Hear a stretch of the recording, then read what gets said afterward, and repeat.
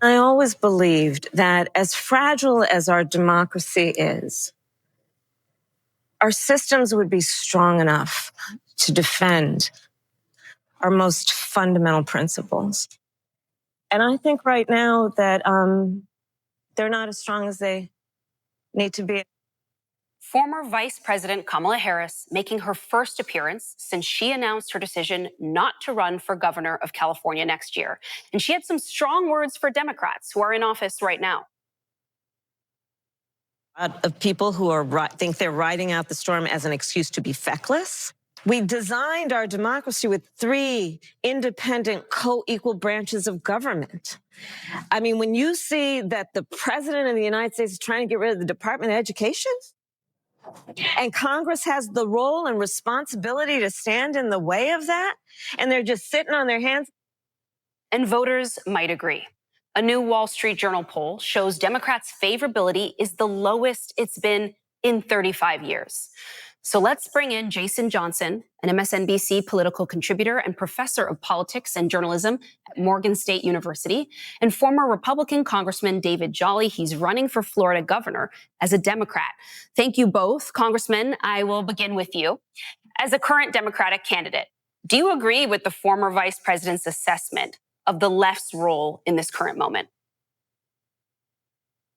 Well, I'm not sure that I do, because math is math. I agree with her frustration, right? Democrats are rightly frustrated that at the national level, they have been unable to stop Donald Trump from doing some of his most egregious things, arguably unconstitutional, but even within the Constitution, the defunding of many critical agencies, the reduction of affordable health care today, the taking away of critical programming for families across the country. But Democrats only have so many votes. I think it is most important that we look with scrutiny at Republicans who are going along with this. Republicans actually have the votes on the Hill to stop their president from behaving this way. Republicans actually have the ability to provide oversight and accountability. So I think the vice president is certainly voicing the frustrations of Democrats with the inability to stop the president. But I think we can look at virtually every Democrat on the Hill, and sure, we can argue about whether or not they're yelling loud enough about it.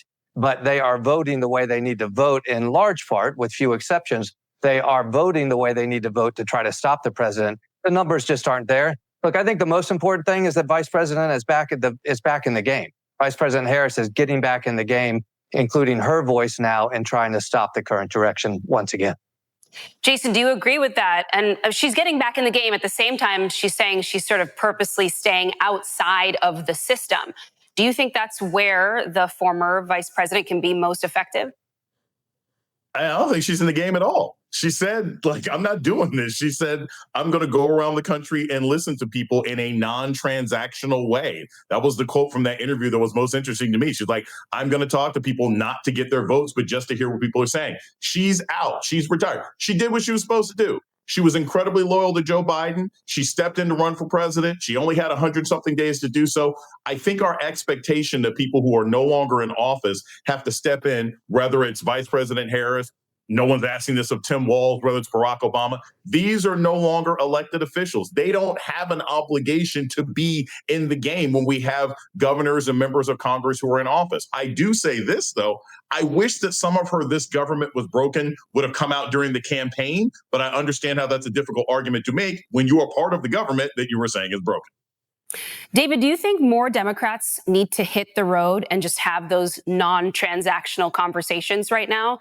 You know, I've heard from voters, even in places like deep red Texas, who've appreciated, say, Senator Bernie Sanders showing up and just letting people kind of get their emotions and their anger out at these massive events that he's hosted, the Fighting Oligarchy Tour. Is that a model that more people should be following right now? Sure. Look, the return of the Democratic Party happens outside of Washington. I know that's really hard to think about when all of the focus ends up in Washington. Look, obviously, I'm saying this as a gubernatorial candidate in Florida, but I think the resurgence of the Democratic Party can happen through state house races like the governorship in Florida, Michigan, Texas, and other places where, look, we are in the midst of a national change election environment, a generational affordability crisis in many states like the state of Florida. The opportunity for candidates in statewide races like Florida to talk about the affordability crisis, the price of housing, public education and safe communities. None of that has anything to do with Donald Trump, but it matters to voters exactly where they are. It is meeting the voter where they are and trying to solve problems. Look, we have to do multiple things at the same time.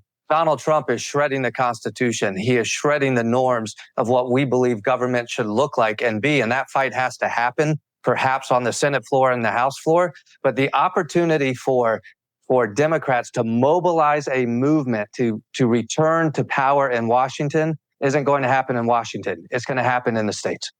Well, the polling is really interesting right now because the Democratic brand is underwater. But at the same time, because of all the frustrations Americans are experiencing right now, they do often indicate that actually, if the midterms were tomorrow, they would be voting a lot of Democrats into office. And so voters might trust the GOP more on certain issues like, say, immigration. But just take a look at how Wisconsin Representative Brian Steele was received at his town hall last night.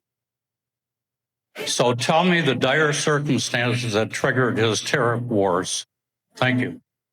So this really, at its core, needs to be an opportunity to make sure that other countries are treating the United States fairly. The United States, I'm not looking. I want to be able to get through as many of your questions as we can. I am so disappointed in how you represent us. Jason, do you think Republicans have a lot more of that to look forward to? Of course they do, but they've been dealing with that for like 2 years now, and they keep winning. Look, here's the thing. This has to be a reflection of both sides. The Democrats, earlier this week when that tiff happened between Senator Klobuchar and Senator Booker, where Klobuchar said, look, I think one day we're going to be past this. We're going to have another president. That's the very attitude that has Democrats in trouble right now, right? Every single Republican that goes to a town hall and gets booed about the bill, gets booed about health care, that's all well and good. But if you do not provide people with an alternative, if you do not provide them with someone else, it's not going to work. The Democratic strategy for the last 2 or 3 years seems to be, well, eventually he's going to treat you so bad that you'll come right back to me. No, sometimes you got to have flowers and cologne and candy. And so once the Democrats figure out how to do that effectively at the local level, I do think you will see change. But big rallies with Bernie Sanders and AOC and Maxwell Frost are not going to be enough. Individual members of Congress have to provide an alternative perspective to the Republican Party. That's how you win in a midterm election, assuming they're fair. Okay, well, everyone is sticking around. When we come back, after nearly 60 years, the Corporation for Public Broadcasting is shutting down thanks to Trump's federal funding cuts. After a blown deadline, what next for us Canada trade? A self-imposed deadline for a new US-Canada trade deal came and went on Friday. So what happens next for these two deeply entwined neighbors? Canada and the US have been locked in tariff war for 6 months, and despite talk of intense negotiation in recent weeks, a trade agreement remains elusive. Both President Donald Trump and Prime Minister Mark Carney have poured cold water on the idea they will reach a quick and tariff-free deal, and Trump's open criticism of Canada's move to recognize a Palestinian state dashed hopes for last-minute agreement earlier this week. The pessimists mark a shift in tone from as recently as June G7 meeting, when the two leaders set themselves the summer deadline. Canadian negotiators have come to the conclusion that it's not end of the world if a quick deal isn't reached, and that quality over speed and rushed agreement matters a lot, said Fan Hamston, a professor of international affairs of Carleton University of Ottawa. Carney, who has been tight-lipped about the negotiation details, has said so much himself, repeating that just any deal won't do. Still, there are pressure on both sides to give business a repricing. So what do you think about today's discussion? If you like this video, then make sure to subscribe our YouTube channel and stay connected with us for next upcoming update. I hope you guys like our efforts. So keep going, please keep watching, please. It's our request. Goodbye.